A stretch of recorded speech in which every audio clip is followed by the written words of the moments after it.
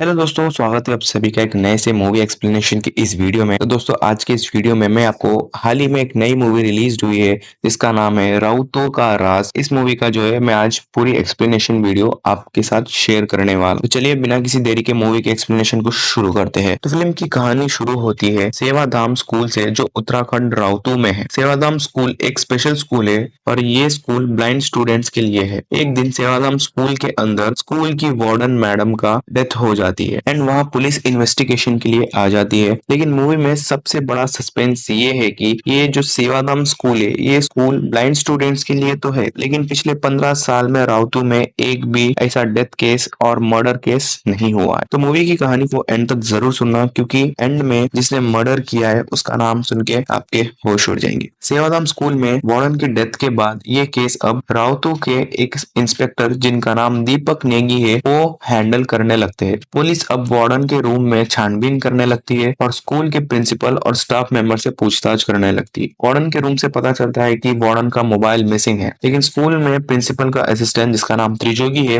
वो एक वीडियो निकाल लेता है जब वार्डन की डेथ हो गई थी और वार्डन के रूम का गेट जब स्टाफ मेंबर्स तोड़ रहे थे। केस की इन्वेस्टिगेशन चल रही होती है, लेकिन इंस्पेक्टर नेगी को हाई कमांड से ऑर्डर मिलता है कि ये केस को ज्यादा सीरियसली हैंडल करने की जरूरत नहीं है। लेकिन इंस्पेक्टर नेगी ये केस को सीरियसली हैंडल करते हैं। फिर अगले दिन पोस्टमार्टम हो जाने के बाद वार्डन की बॉडी स्कूल में हैंडओवर कर दिया जाता है। स्कूल के स्टाफ मेंबर्स एंड स्कूल के ट्रस्टी जिनका नाम मनोज केसरी है वो भी वहां आते हैं। सभी लोग वहां वार्डन की बॉडी को श्रद्धांजलि देते हैं। वार्डन का ख्याल देखभाल मनोज केसरी रखता था। वार्डन का कोई नहीं था, वो अनाथ थी। पुलिस को कुछ पेपर्स पे सिग्नेचर लेना था केसरी का, तभी वहां प्रिंसिपल का असिस्टेंट त्रिजोगी पुलिस वालों को बताता है कि वार्डन का और मनोज केसरी का बहुत दिनों से चक्कर चल रहा था। फिर पुलिस के पास पोस्टमार्टम रिपोर्ट आ जाता है जिसमें वार्डन का डेथ सस्पिशियस डेथ बता दिया जाता है।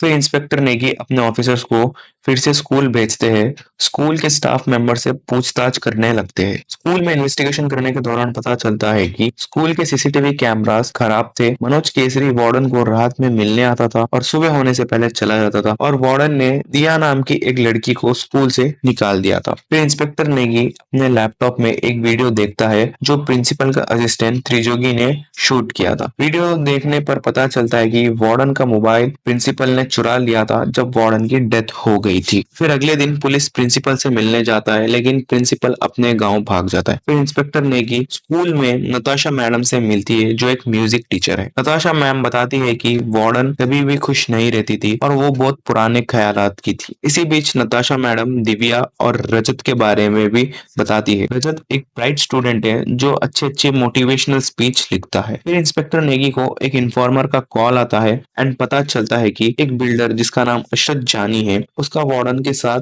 कुछ डील हुआ था। फिर पुलिस अशरत जानी को अरेस्ट कर लेती है और पूछताछ करना शुरू कर देती है। बिल्डर अशरत जानी पुलिस को बताता है कि उसने वार्डन मैडम के साथ एक 40 लाख का डील किया था, जिसमें से उसने 20 लाख वार्डन को दिया था उसके काम के लिए। एक्चुअल में डील हुआ था सेवाधाम स्कूल की जमीन को लेकर। बिल्डर अशरत जानी पुलिस को बताता है कि आज की डेट में सेवाधाम स्कूल की जमीन एक प्राइम लैंड है एंड ये स्कूल की जमीन का आज की डेट में करोड़ों में वैल्यू है। इसलिए बिल्डर वो स्कूल की प्रॉपर्टी हड़पने के लिए वार्डन का हेल्प लेता है, क्योंकि वार्डन मैडम की बात मनोज केसरी अच्छे से सुनता है और दोनों का अफेयर भी था, जिसके चलते वार्डन ने भी बिल्डर से 40 लाख का डील किया था स्कूल के जमीन के पेपर्स पर बिल्डिंग बनाने की सिग्नेचर केसरी से निकालने के लिए। फिर अगले दिन पुलिस वार्डन के रूम में छानबीन करने के लिए जाती है और वहाँ पुलिस को पैसे और कुछ जेवर मिलते हैं। साथ ही साथ वार्डन का मोबाइल भी मिल जाता है। वार्डन के मोबाइल का सारा डेटा प्रिंसिपल ने डिलीट करके वहां वार्डन के रूम में छुपा दिया था। पुलिस मोबाइल की डाटा रिट्रीवल के लिए कस्टडी में भेज देते हैं। फिर पुलिस बिल्डर अशरत जानी से पूछताछ करने के लिए लगते हैं, क्योंकि अशरत का एक आदमी पकड़ा जाता है। अशरत बिल्डर बताता है कि उसने वार्डन को डराने के लिए एक आदमी भेजा था ताकि वार्डन उसके 20 लाख रुपए बिल्डर को लौटा दे। बिल्डर ये भी बता देता है कि स्कूल के जमीन के पीछे होम मिनिस्टर और एक रोशन बिल्डर नाम का भी आदमी स्कूल के जमीन उनके पीछे पड़ा है स्कूल की जमीन हड़पने के लिए। और ये भी बताता है कि प्रिंसिपल भी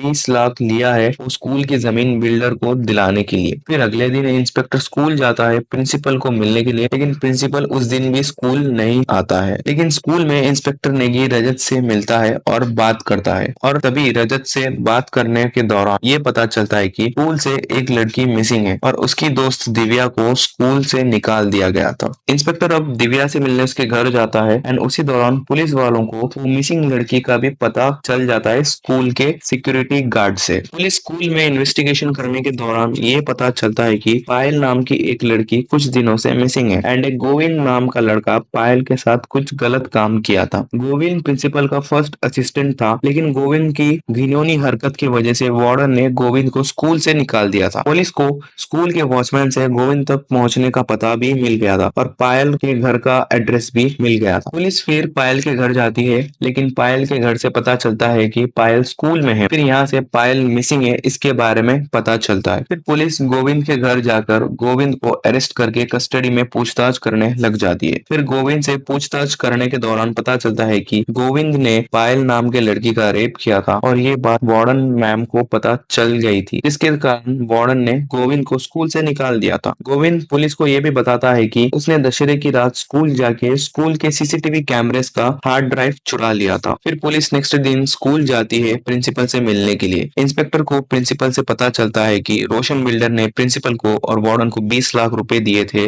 केसरी को स्कूल की जमीन बेचने के इन्फ्लुएंस करने के लिए। इंस्पेक्टर फिर प्रिंसिपल से पायल के बारे में पूछता है, लेकिन प्रिंसिपल कहता है कि वार्डन ने कहा है कि पायल 1 महीने के लिए उसके घर गई है। पायल अभी भी स्कूल से मिसिंग है। इसी दौरान इंस्पेक्टर नेगी स्कूल के स्टाफ मेंबर्स को पूछताछ करते समय इंस्पेक्टर को रजत की एक डायरी मिल जाती है। इंस्पेक्टर वो डायरी अपने साथ पुलिस स्टेशन लेकर जाता है। फिर पुलिस को गोविंद के घर से स्कूल की चुराई हुई सीसीटीवी हार्ड डिस्क मिलता है, लेकिन उसमें भी सीसीटीवी फुटेज डिलीट हुआ मिलता है। फिर इंस्पेक्टर नेगी स्कूल जाते हैं। उसी दौरान रजत की डायरी में से एक वर्ड एयर इम्बोलिज्म वर्ड पर डाउट आता है, जो रजत ने अपनी डायरी पे लिखी थी। स्कूल में कुछ डॉक्टर्स आए हुए रहते हैं ब्लाइंड बच्चों की चेकअप करने के लिए। उसी दौरान inspector Negi air embolism word का मीनिंग डॉक्टर से पूछने लगते हैं। डॉक्टर इंस्पेक्टर को बताता है कि एयर इम्बोलिज्म इंजेक्शन के अंदर के एयर को कहा जाता है। जब भी कोई भी डॉक्टर इंजेक्शन के अंदर का एयर नहीं निकालकर किसी आदमी को इंजेक्शन देता है तो वो हार्ट अटैक और स्ट्रोक का कारण बन जाता है इंसान के अंदर। फिर नेक्स्ट दिन इंस्पेक्टर नेगी के पास वार्डन के फोन का सारा डाटा रिट्रीवल होके मिल जाता है। इंस्पेक्टर को अब पता चल जाता है कि ये एक मर्डर था एंड वार्डन का मर्डरिस्ट के बारे में भी पता चल जाता है वार्डन के मोबाइल के डाटा रिट्रीवल के बाद। फिर इंस्पेक्टर नेगी को होम मिनिस्टर अपने घर बुलाते हैं, क्योंकि होम मिनिस्टर को पता चल गया था कि इंस्पेक्टर नेगी को गुनहगार का पता चल गया है। होम मिनिस्टर के घर पे सारे हायर अथॉरिटीज के पुलिस डिपार्टमेंट के लोग एंड साथ ही साथ मनोज केसरी भी वहाँ पे मौजूद रहते हैं एंड उसी दौरान वहाँ पे इंस्पेक्टर नेगी को भी बुलाया जाता है। होम मिनिस्टर इंस्पेक्टर नेगी को ये केस बंद करने की सिफारिश करते हैं और स्कूल वाली जमीन पे एक बिल्डिंग बनने वाली है एंड उसमें से इंस्पेक्टर नेगी को एक हिस्सा देने का भी वादा करते हैं एंड साथ ही साथ इंस्पेक्टर नेगी का प्रमोशन देने की भी बात करते हैं। मनोज केसरी अपनी स्कूल की जमीन बेचना नहीं चाहता था, बट मनोज केसरी को ब्लैकमेल करके जमीन हड़पने की कोशिश होम मिनिस्टर और रोशन बिल्डर करते हैं और इसी डर से मनोज केसरी अपने बचाव के लिए जमीन बेचने के लिए भी रेडी हो जाता है। मनोज केसरी खुद को मर्डरिस्ट समझ रहा था, क्योंकि वार्डन के मोबाइल में मनोज केसरी के कुछ वार्डन के साथ पर्सनल इंटीमेट वीडियोस थी और कॉल रिकॉर्डिंग्स भी थी। लेकिन इंस्पेक्टर नेगी वहां सबको क्लैरिफाई कर देता है कि मनोज केसरी मर्डरिस्ट नहीं है, बल्कि वो एक भले इंसान है जो अपने स्कूल के बच्चों से बहुत प्यार करते और असली मर्डरिस्ट गोविंद है। उसने वार्डन का मर्डर करके सीसीटीवी फुटेज चुरा के भाग गया था। गोविंद ने पायल का रेप भी किया था और सीसीटीवी फुटेज चुराने के आरोप में और गोविंद के कॉल डिटेल्स के एनालिसिस पर गोविंद मर्डरिस्ट है, इंस्पेक्टर नेगी वहां सबके सामने कह देता है। इंस्पेक्टर नेगी होम मिनिस्टर के सामने सब बता देता है और मनोज केसरी को जमीन बेचने से भी बचा लेता है। अब लेकिन मेन कहानी में ट्विस्ट यहाँ से आती है, बट हकीकत में वार्डन का मर्डर रजत ने किया था। इंस्पेक्टर नेगी फिर अगले दिन स्कूल स्कूल जाता है रजत से मिलने के लिए। इंस्पेक्टर नेगी रजत को एक डायरी और एक लेटर देता है एंड रजत से कहता है कि लेटर पढ़ने के बाद फाड़ के फेंक देने के लिए। असली मर्डर रजत ने किया था क्योंकि रजत ने एक दिन वार्डन और केसरी की बात सुन ली थी, जिसमें वार्डन केसरी को स्कूल की जमीन बेचने के लिए धमकाती है और रजत की दोस्त पायल सुसाइड कर लेती है क्योंकि उसका रेप हुआ था। इसलिए वार्डन ने जानबूझकर पायल को हॉस्पिटल नहीं पहुंचाया था, क्योंकि वार्डन पायल का रेप केस को